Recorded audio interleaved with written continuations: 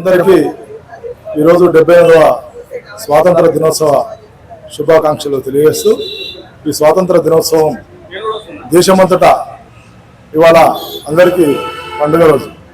ముఖ్యంగా 200 సంవత్సరాలు మన భారతదేశాన్ని బ్రిటిష్ వాళ్ళు పరిపాలన చేసి ఈ దేశంలో ఉన్నటువంటి ఖనిజ సంపదను మనల్ని విడదీసి పరిపాలన చేసి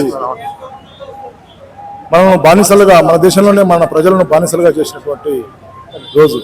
అందుకోసం ఎంతోమంది ఈ దేశ స్వాతంత్రం కోసం 1847 నుంచి 1857 నుంచి సిపాయిల తిరుగుబాటు నుంచి దాదాపు 90 సంవత్సరాలు ఈ భారతదేశ స్వాతంత్రం కోసం ఎంతోమంది అమరులైనటువంటి విషయాన్ని సందర్భంగా గుర్తు చేస్తూ వారి యొక్క స్వార్థం లేకుండా వారు మన ప్రాణాలను అర్పించి ఈ దేశం కోసం ప్రాణాలు అర్పించినటువంటి ఆ త్యాగమూర్తులను మనం ఈరోజు స్మరించుకుంటున్నాం.